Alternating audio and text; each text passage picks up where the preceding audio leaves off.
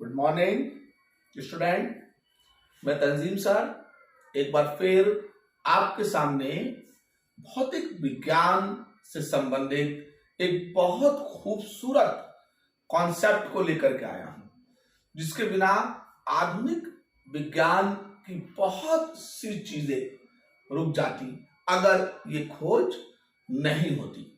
तो आज मैं आपके लिए चुंबक से विद्युत चुंबकीय फ्लक्स, विद्युत पहले पढ़ चुके और चुंबक अब पढ़ेंगे, तो चुंबकीय फ्लक्स की बात को लेकर के आया हूं।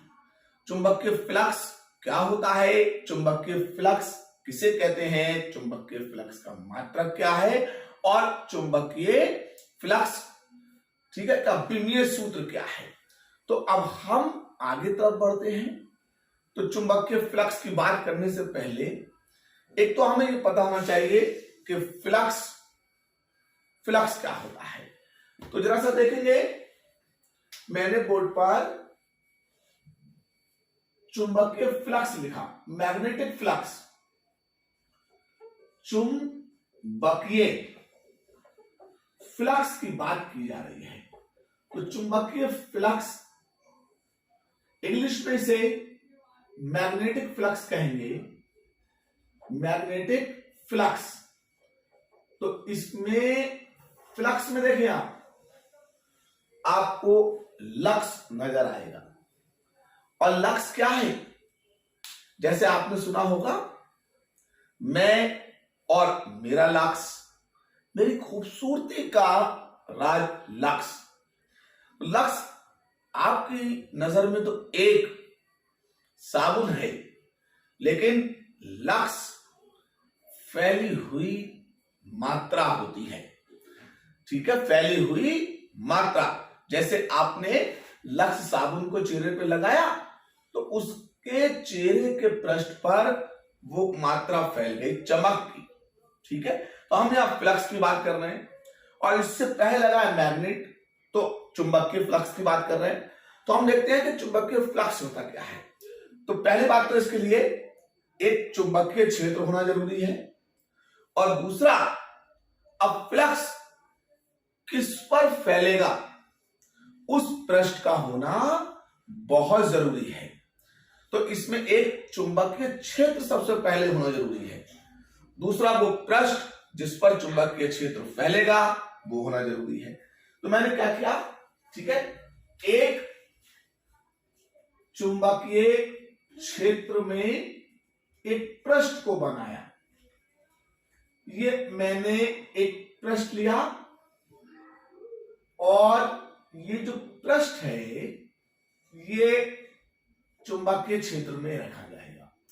तो पृष्ठ के पास लंबाई है, पृष्ठ के पास चौड़ाई है, तो इसका मतलब इस पृष्ठ के पास क्षेत्रफल है।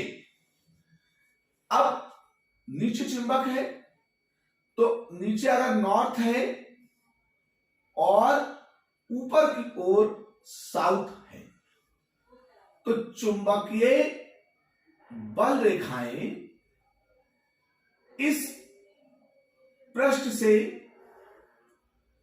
नॉर्थ से साउथ की ओर गुजरेंगी। कहां गुजरेंगी, नॉर्थ से साउथ की ओर गुजरेंगी। तो मैंने इस पर इस तरह से ढेर सारी चुंबकीय रेखाओं को खींचकर दर्शाने की कोशिश की है। तो इस तरह से आप देखेंगे कि इससे चुंबकीय बल रेखाएं जो हैं वो पृष्ठ से होकर गुजर रही हैं।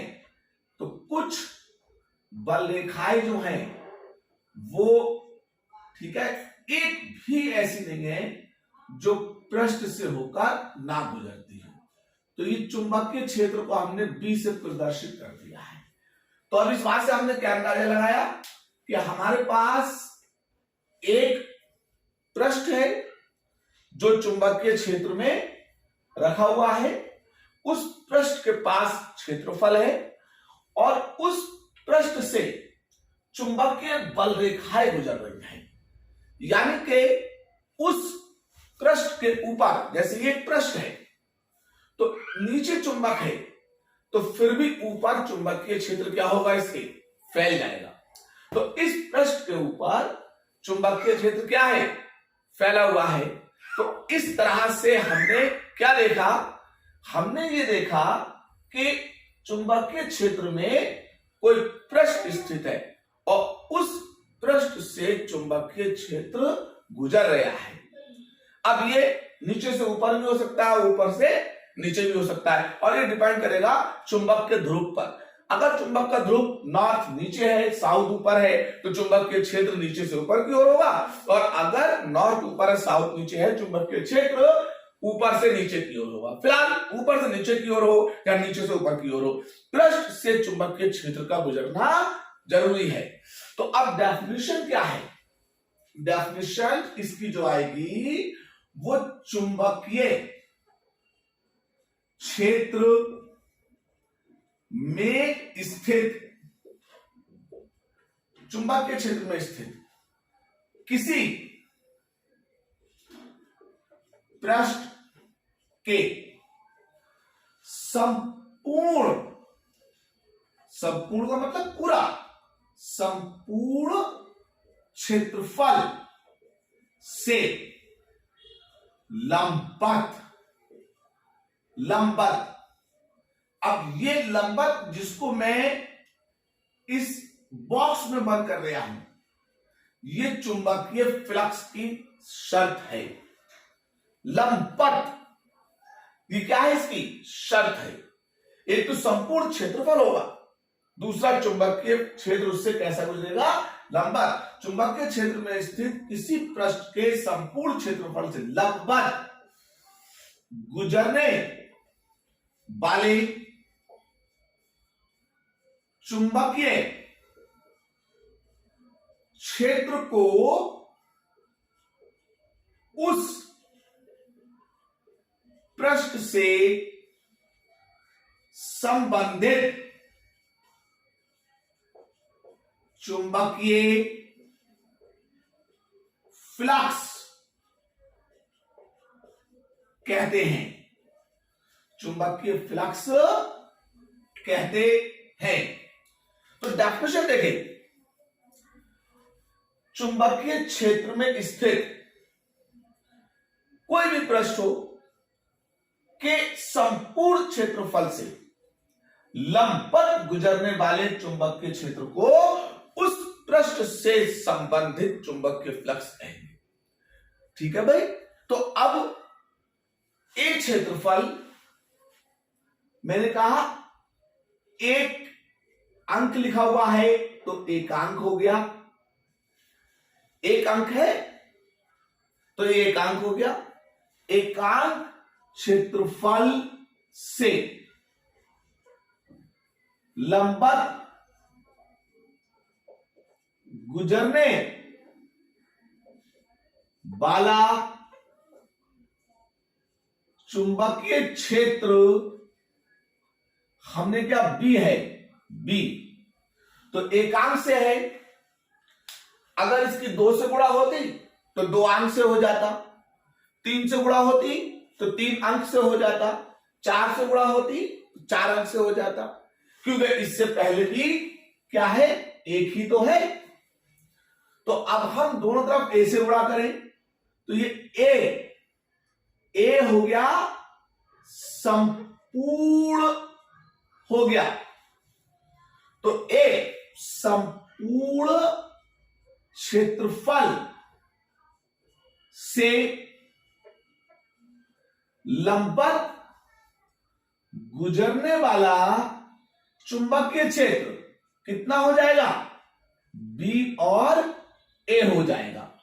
और अब इसे जिसे मैं काय में बॉक्स में बंद कर रहा हूं, और इसे आप परिभाषा में देखें तो आपको परिभाषा में क्या नजर आएगा, परिभाषा में नजर आएगा कि चुंबकीय क्षेत्र में स्थित, यहां से देखें, किसी पृष्ठ के संपूर्ण क्षेत्रफल से लंबवत गुजरने वाले चुंबकीय क्षेत्र को उस पृष्ठ से संबंधित चुंबकीय फ्लक्स कहते हैं। तो इतना बॉक्स जो है वो चुंबकीय फ्लक्स की परिभाषा है। और ये जो चुंबकीय फ्लक्स है, अब इसे आप चुंबकीय फ्लक्स कहेंगे। और अब चुंबकीय फ्लक्स को फाई पर बी लगा के प्रदर्शित करेंगे तो फाई बी बराबर किसके हो जाएगा? बी ए के हो जाएगा। किसके हो जाएगा? बी ए के हो जाएगा। और जब आपसे चुंबकीय फ्लक्स फाई बी का मात्रक पूछे तो बहुत आसान मात्रक है। ठीक है भाई, बहुत आसान। चुंबकीय क्षेत्र का मात्रक वेबर प्रति मीटर स्क्वायर है और क्षेत्रफल का मात्रक कितना होता है? Metre square. तो मीटर स्क्वायर से मीटर स्क्वायर जिस वक्त कैंसिल हो जाएगा तो उस वक्त चुंबकीय फ्लक्स का मात्रक कितना रह जाएगा? वेबर रह जाएगा। छोटा सा मात्रक वेबर रह जाएगा। चुंबकीय फ्लक्स का छोटा सा मात्रक वेबर रह जाएगा। और इसे, ठीक है, गर्ल्स यानी कि लड़कियां तो बहुत ही आसानी से याद रख सकती हैं। जैसे उनके हस्बैंड यानी कि पति के छोटे भाई से उनका रिश्ता क्या कहलाता है? देवर। तो फिर चुंबकीय फ्लक्स का मात्रक वेबर। तो उम्मीद करता हूं कि चुंबकीय फ्लक्स की परिभाषा और चुंबकीय फ्लक्स का मात्रक आपको इस वीडियो में समझ में आ गया होगा। ये चुंबकीय फ्लक्स का भाग 1 है। भाग 2 में अगली वीडियो में आपको समझाऊंगा। तब तक के लिए नमस्कार। जय हिंद, जय भारत।